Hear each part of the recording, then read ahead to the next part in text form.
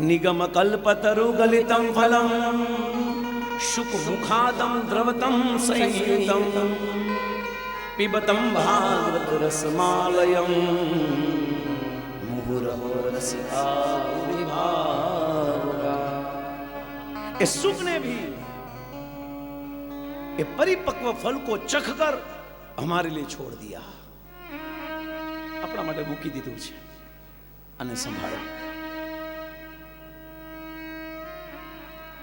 આ ભાગવત કલિયુગના લોકો માટે કલો કિરણ ભાષિતમ, આ કલિયુગના બદ્ધ જીવો માટે મુક્ત થવાનો એક ઉપાય માત્ર ભાગવત છે, જે પોતે ટેસ્ટ કરીને મૂકી દીધો છે। અને સુખદેવે જોયું, અને સુખદેવને જોતું જ હતું કે માન સન્માનના કપડા, આ કવર, સુખદેવને ભાગવત કથા કરવા માટે કોઈ માન સન્માન માટે નહોતા બેઠા કે આને માન સન્માન મળે ને આને આવી કથા કરીને બહુ મજા આવી ને ફલાણું ને ઢીકડું ને એટલામી કથા કરીને ફલાણું કર્યું ને આ કર્યું ને તે કર્યું ને, માન સન્માન માટે કથા નથી। સુખદેવ જીવોના કલ્યાણ કરવા માટે કથા કરી, અને વક્તા જ્યારે માન સન્માને મૂકીને ધન સંપત્તિના પ્રલોભન વગર માત્ર ને માત્ર જીવો અને પોતાના કલ્યાણ કરવા માટે કથા કરશે ને, એ જ ભાગવત 100% સફળ થવાની છે। જે પોતાના હિત માટે કથા કરતો એને હું કામ છે, એમાં ફળ પણ શું મળવાનું છે, જેમાં પોતાનો નિજી સ્વાર્થ હોય એ કથા સાંભળવા વાળા પણ આપણા આવા બની જાય છે। इसलिए सावधान। एक और गंगा के तट पर सुखदेव जी परीक्षित महाराज को कृष्ण कथा गंगा कह रहे, भागवत कथा, और एक और उसी के तट पर गंगा प्रवाह हो रही है। तुम्हें जो तो करा आ बनेनु मैचिंग जो, एक बाजू गंगा वहे छे અને એક બાજુ સુખદેવના મુખમાંથી ભાગવત ગંગા વહે છે।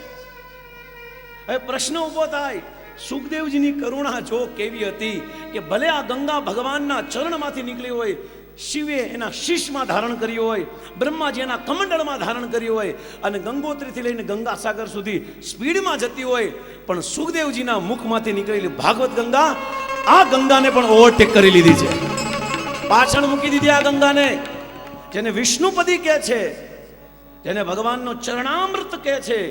इस गंगा को भी सुखदेव ने कथा गंगा से पीछे छोड़ दिया। आ कथा गंगा सांभळवा बैठा क्या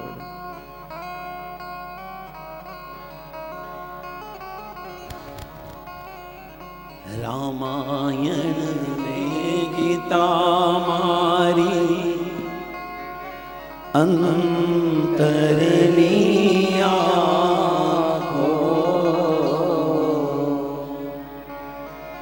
हरिये दीधी छे अमने उड़वानी पाखो।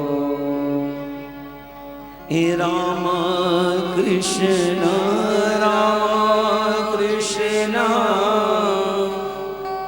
रसना उचारे हरिनो आनंद मारे अंतर मारे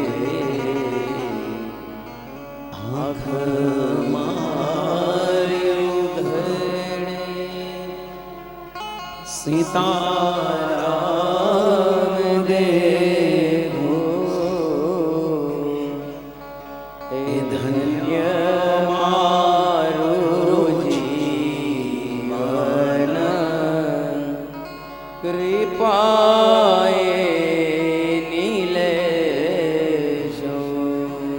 સુખદેવજીની આ કરુણા ગંગાએ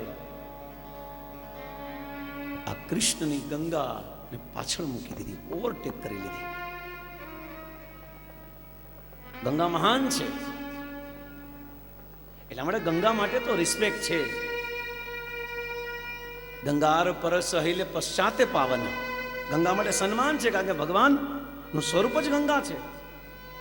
ભગવાનનું દ્રવીભૂત સ્વરૂપ ગંગા છે और भगवान प्रेममय स्वरूप यमुना है और भगवान का घनीभूत स्वरूप गोवर्धन है.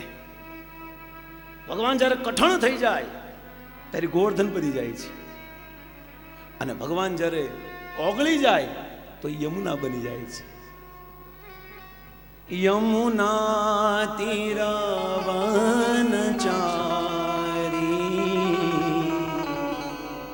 યમુના તીરવનચારી,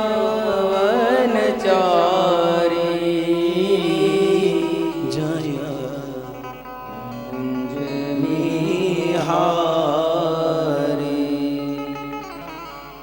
जब भगवान अपने आप को द्रवीभूत ओगाड़ी दे तो यमुना बनी जाए છે, गंगा बन जाती है.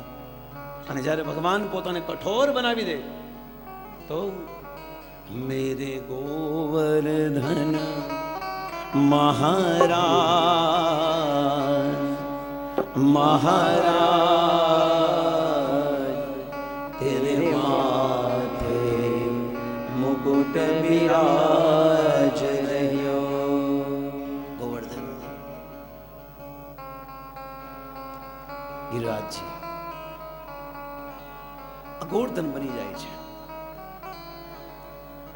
ગંગા મહાન છે, પણ ગંગાની મહિમાને બે વ્યક્તિ બહુ કનેક્ટેડ છે મહાભારતના. બહુ આમ ટચ છે, નજીક છે બે વ્યક્તિ ગંગાની. એક ભીષ્મ, કારણ કે ગંગાનો કોઈ માથા ભારે અને પ્રેમી પુત્ર હોય, સુરવીર પણ છે, प्रेमवीर पण છે. કે દો જો હૈ, એક ભીષ્મ જેનો સંબંધ ગંગાથી બહુ નજીક છે. હાલાકી આપણા બધાનો છે, પણ સૌથી નજીક સંબંધ બે વ્યક્તિનો છે, એક ભીષ્મ અને કર્ણ. આ બેનો સંબંધ બહુ નજીક છે. एक गंगा से प्रकट हुआ है और एक गंगा में बहता चला है.